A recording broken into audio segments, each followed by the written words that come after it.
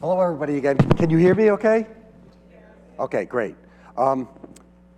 It's a pleasure to present a totally different program to you. Before we shift from slimy skinned vernal pool creatures to animals with feathers, I want to just quickly mention one update. I think it was the last year's conference, or maybe the year before. There was this effort to perhaps take 15 to 18 acres of land out at Hither Woods, and this coalition for Hither Woods came together to try to stop it. They want to take this land to create or build a sewage treatment plant, alienating part of the county park and placing a sewage treatment plant as a means to try to address sewage issues in the downtown Montauk. The good news is that has been defeated. The Suffolk County Park trustees voted it down unanimously. Maybe there's one abstention, I don't remember, but last year, and we've since been told the proposal's been pulled back. So the real concern about starting to take, parkland that we've all worked so hard to try to see acquired and preserved has been defeated. So a little bit of good news. Okay. Now some bad news. So, ruffed grouse is a species that I've had relatively little interaction with. I don't know birders here if they've seen a ruffed grouse in their travels. I mean, I've seen it in the Adirondacks, and other places, but on Long Island, the experience with ruffed grouse is very, very limited. And it's a species that really very attractive bird. A lot of people such as, here's your second quote today by Aldo Leopold, attracted to this species. It's very, very popular game bird for hunting. It's still hunted in a number of states throughout the northern United States. And I just thought that Aldo really captured the essence and the importance of the species in its ecosystem. Everybody knows that the autumn landscape in the North Woods is the land, plus a red maple, plus a ruffed grouse. In terms of conventional physics, the grouse represents only a millionth of either the mass or energy of an acre, yet subtract the grouse and the whole thing is dead. Okay. So I got started interested in ruffed grouse, and again, chatting with bird friends, other naturalists. Have you been seeing ruffed grouse? What was your last experience about it? And nobody really had been seeing this bird. A lot of habitat. Tens of thousands of acres of apparently suitable habitat for this species on Long Island. So I started just kind of trying to unravel this detective story. And I spoke with a lot of birders to get their sense and what their observations were about it. And it led to an article that I had published in the Kingbird. If you're interested in reading that article, I'd encourage you to go to this issue of the Kingbird, and you can enjoy the article, hopefully. So my experience, and Bob, I don't know, Bob, if you were with me on this hike or not when we did this for the Pine Barrens Society, but it was in early May of 1991, and I was leading a hike for 25 people for the Long Island Pine Barrens Society. Our destination was the dwarf pine plains, a globally rare forest of pygmy pitch pines located in West Hampton, New York, in the eastern reaches of the 110,000-acre Long Island Pine Barrens. We picked the northwestern section of the plains for the trip. I decided to come in from the west on a trail known as Middle Line Highway, from what I understood to be an old survey road established many decades before. Just to give you some orientation, this is the eastern campus of Suffolk Community College.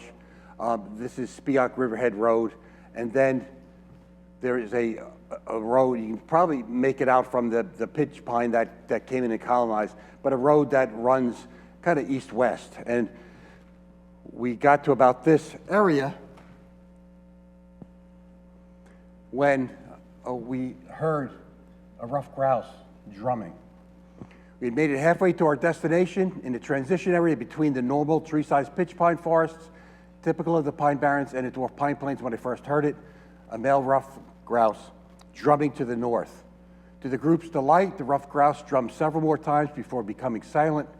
I wasn't surprised by the drumming bird, having flushed the grouse on a trail just a little northeast of where we currently were a year before. That was a north-south trail, just a little bit east. I had no way of knowing it, of course, but this unique muffled drumming sound carried to our collective ears through the Pine Barrens understory was to be my last experience with the species on Long Island. This, despite scores of hikes in intervening years through the Pine Barrens and other parks and preserves on the South Fork and other forested places on Long Island. Again, ruffed grouse is a well-known bird in North America. 3 great bird illustrators, Audubon, Alexander Wilson, and Mark Catesby, drew several paintings of the species, try to capture it in its behavior and its habitat. And just to make a side note, I'll give some indication where ruffed grouse are taxonomically. They're a gallinaceous bird, a chicken-like bird, and the species that we have on Long Island, you're very familiar with now, wild turkeys, ringneck pheasant, introduced species, bobwhite quail, concerned about that species as well, and chukar partridge. Of course, the ringneck pheasant and chukar partridge are not native and are introduced somewhat regularly to try to replenish the populations that don't seem to sustain themselves. And then, of course, we did have the eastern race of the greater prairie chicken, known as the heath hen, that was once common on Long Island. Again, you read some of the early naturalists' work or writings, you know that that species was found abundantly in western Long Island, particularly the Hempstead Plains, but has been lost and is now extirpated. The last species dying out at the beginning of the last century up in Martha's Vineyard. So here's a ruffed grouse showing off his ruff. That's how they get the name. They've got these unique set of feathers on their neck that they can elevate to display during courtship, hence the name. And then from the Ruffed Grouse Society website, they talk a little bit about that, and it made me start thinking about the type of habitat requirements. Typically think of ruffed grouse as a true, kind of wilderness bird or real wild forest bird, but they indicate that it has no aversion to living in close proximity to humans if the ground cover of the vegetation gives them adequate security, which makes it even more odd that we apparently don't have ruffed grouse here, given that we certainly have a habitat that has been kind of modified and is close to suburban, kind of the suburban wild interface. They thrive best where forests are kept young and vigorous by occasional clear-cut logging or fire. Fire certainly has had a presence in the Pine Barrens. And they, it goes on, you can just see some other things about the habitat requirements of the species. Probably the most well-known aspect is what I mentioned on that hike, is this drumming of the grouse. I don't know, has anybody here heard drumming ruffed grouse? Yeah, good, I see some hands, okay.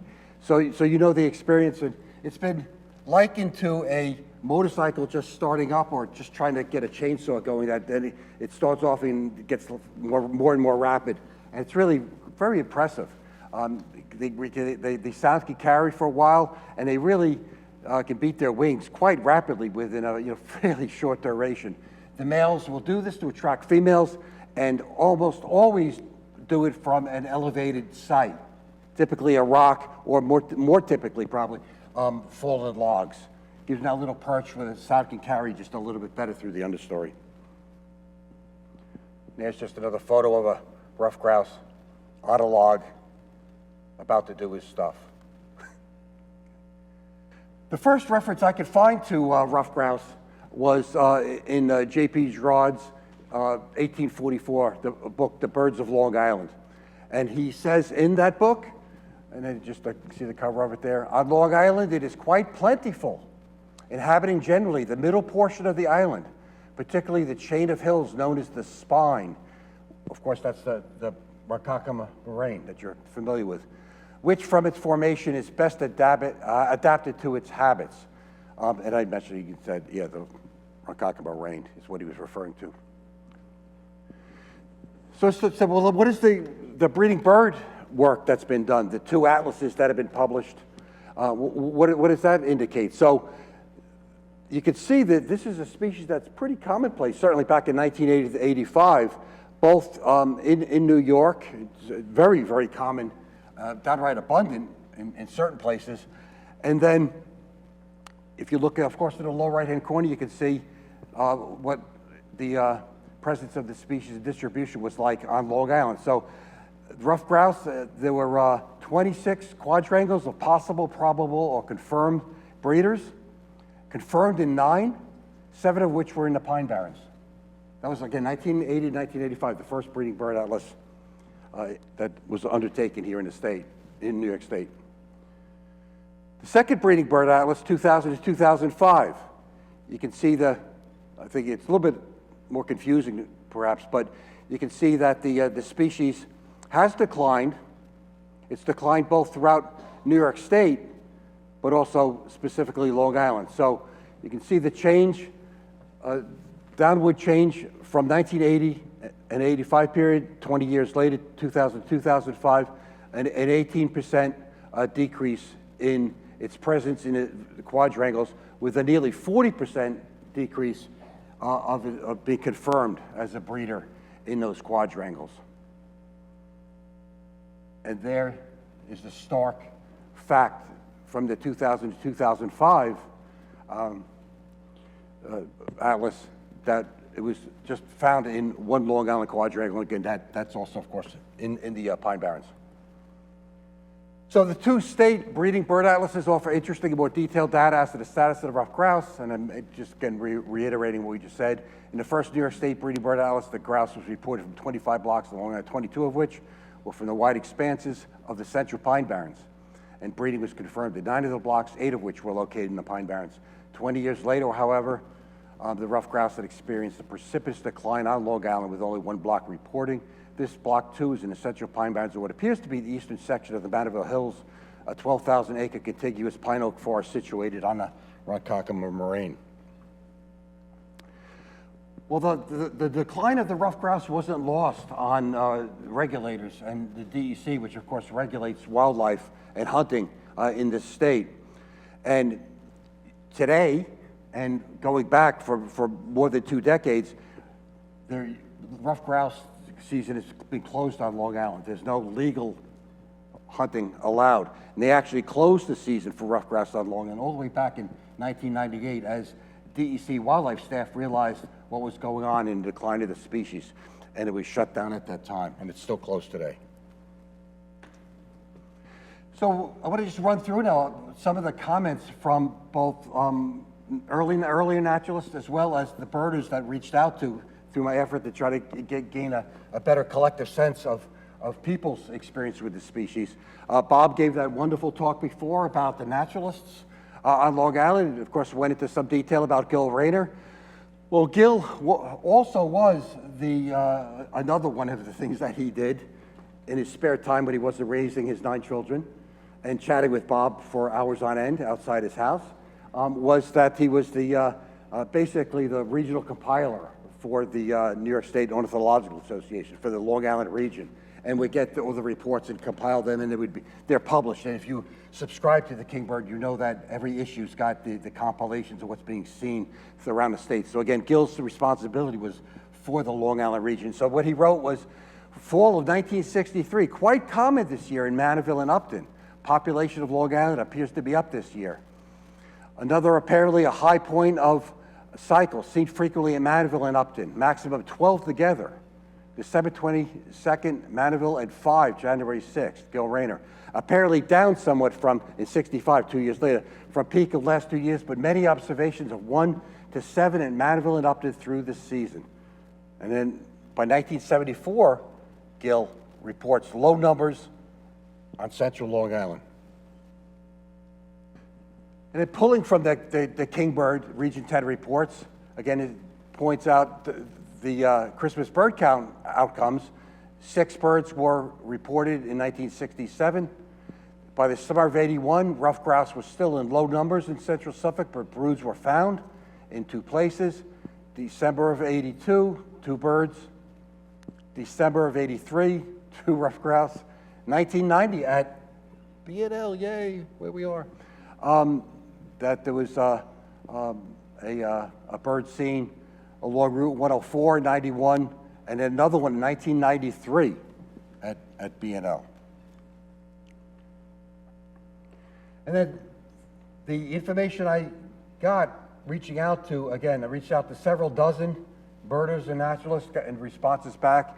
Those of you that know Larry Penny, longtime naturalist from East Hampton, at one time, for a long time, I think ran the kind of the environmental program there. Larry wrote to me and said, have only seen 5 ruffed grouse in 41 years here. I saw a pair near the north end of the Old Northwest Road in the spring of 1990.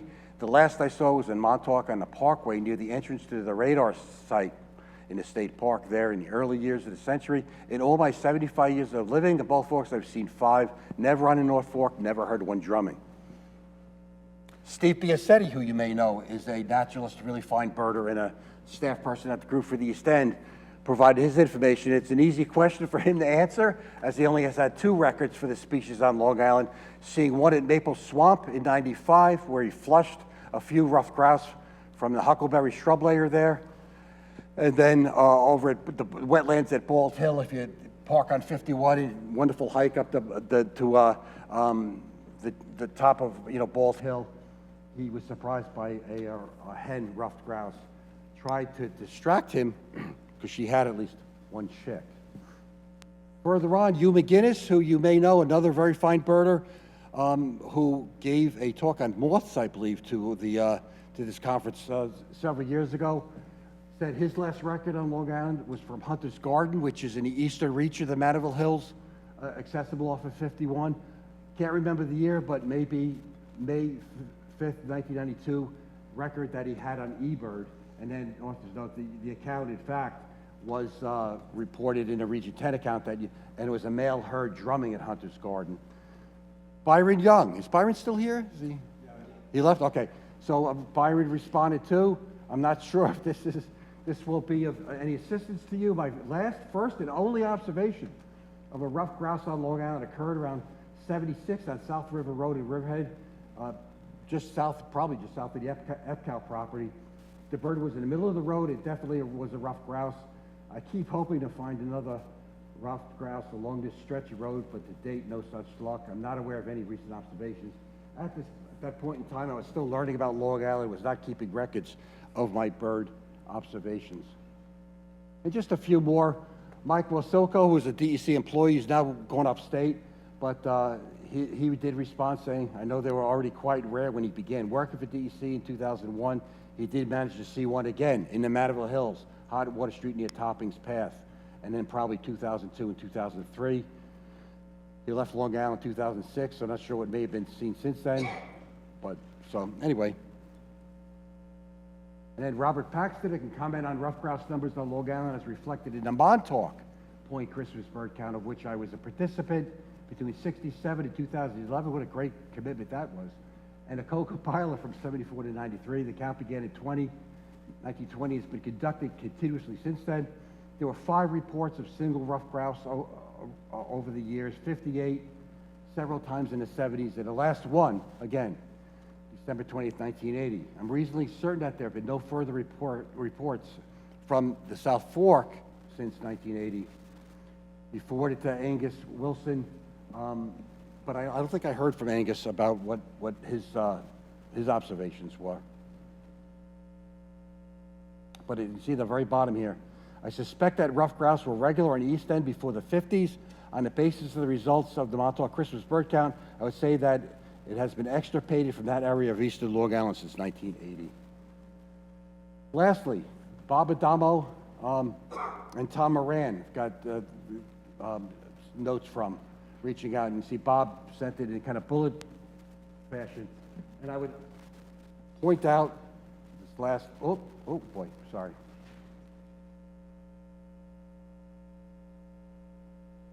Okay. Point out this bottom observation of actually April 30th, 2011. That is the most recent observation and the last observation anybody's made of ruffed grouse on the island. Nobody since that time, so we're going back 13 years now, has seen a ruffed grouse here. And again, this was Bob's findings through the years. You know, Shoei Mitra, one of the very, very fine birder and ornithologist on Long Island, knows an incredible amount of detail about Long Island avifauna. wrote in the Kingbird, veteran observers have suspected for years now that it's been extirpated from Long Island. The belated report from East Quogue on 20th of May 2007 is intriguing, but reached us without details. Given the significance that a proven record would hold, observers are encouraged to collect as much, and it goes on. Talking like a rough grouse flushed by hunters in the central eastern pine barrens adds to a handful of credible reports of this one common species, now nearly extirpated from Long Island. A detailed description of photo would have been wonderful. Of course, there's been no photos forthcoming. E.H. Eaton, who wrote The Birds of New York State, a two-volume set, talked about the ruffed grouse. Even concerned back, you can see, 1910, if the ruffed grouse is to be preserved in the more thickly populated districts, the sportsmen must abandon hunting in these localities. The reserves of several thousands of acres with suitable food and cover should be established in various localities to serve as strongholds and propagating centers for the species. The ruffed grouse is our finest game bird. It would be a disgrace. Underline that word, disgrace, if it would be allowed to go the way of the heath hen and wild turkey. And of course, we know wild turkeys come back big time due to intervention. But due to the DEC closing the season on thickly populated Long Island posture here 2 decades ago, hunting has been abandoned, and through the passage of the '93 Pine Barrens Protection Act that a number of us worked very, very hard to try to secure passage of to protect the Pine Barrens, reserves of several thousand acres exist, more than several thousand, 100,000 acres between the core preservation area and the adjacent compatible growth area exist today. Thus, the two main concerns expressed by Eaton have been heeded, but it appears to be a case of perhaps too little, too late. Although perhaps focusing on the grouse's decline in abundance in the Pine Barrens misses the main point of the story, it may be that the Pine Barrens was never the preferred habitat for the species, and it became the species stronghold on Long Island by default after it was really declined in places that were much more rapidly developed, earlier on in Long Island. A wrinkle to this all, and I'm drawing a blank, I'm flaking out, I can't remember who I had the conversation with, but somebody told me that Mike, was it you? Somebody that was in New York City, a birder, that was on the subway and heard a fellow who was an official in the Ruffed Grouse Society, the website before, talking about ruffed grouse, and their contention is that ruffed grouse declined significantly because of West Nile. Orchids, crows, ruffed grouse are apparently known to be quite susceptible to dying from West Nile virus, and so that may have been the final cause for its demise here, apparent demise here, I should say, on Long Island. So we apparently are facing a disgraceful outcome. As scientists are known to say, it is impossible to prove a negative. That is in the case of the ruffed grouse. To definitively prove it no longer exists on Long Island, since the absence of its evidence does not mean evidence of its absence conclusively. Still, the heath hen was extirpated by the middle of the 19th century, and now, nearly 2 centuries later, the evidence suggests that this bird, the ruffed grouse, has met the same fate. If true, both Leopold and Eaton would have been quite displeased with this disgraceful outcome. I hope that this conclusion is wrong. What can we do about it? Probably the best thing would be for there to be a coordinated, comprehensive effort of putting up listening stations, quite frankly, recorders throughout the Pine Barrens in a pattern that's be sufficient enough to try to pick up birds that are drumming. I don't know what other way to really address this effort to try to really conclusively determine if this species is still here. And of course, if that was to happen and nobody picks up any presence of ruffed grouse, then very likely that, unfortunately, this bird, like the heath hen, has been lost to our avifauna. That's it. I hopefully met the time limit.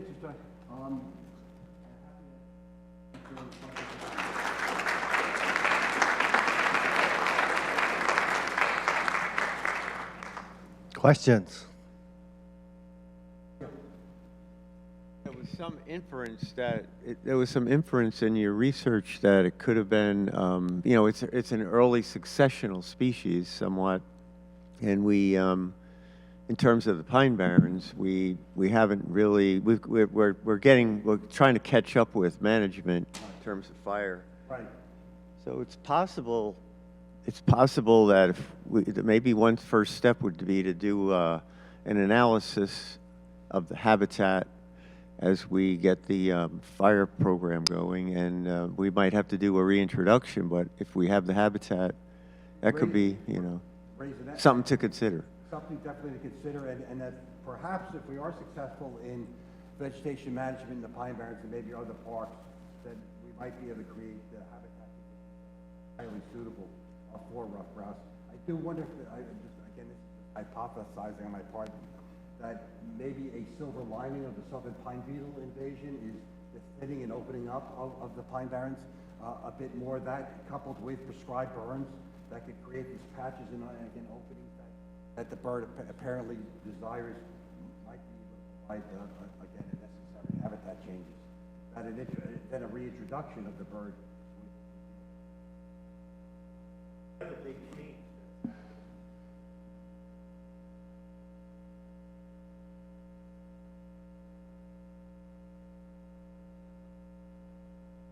Yeah, exactly, deer. And I'll also add, I mean, I don't know to what extent, but you know, ruffed grouse are ground nesting birds. And you folks know ground nesting birds in suburban habitat with enhanced populations, typically raccoon and possum, that are fed by garbage, as well as, of course, the feral cat discussion yesterday of feral and free roaming pet cats.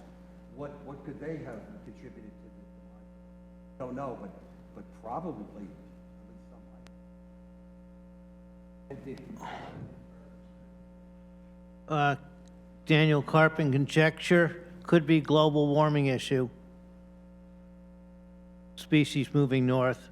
That's happened with summer flounder. It could be. I don't quite see. I don't know the correlation. They may not be able to withstand the hot summers. I don't know the answer to that question. Maybe, yeah. Okay, thanks, John.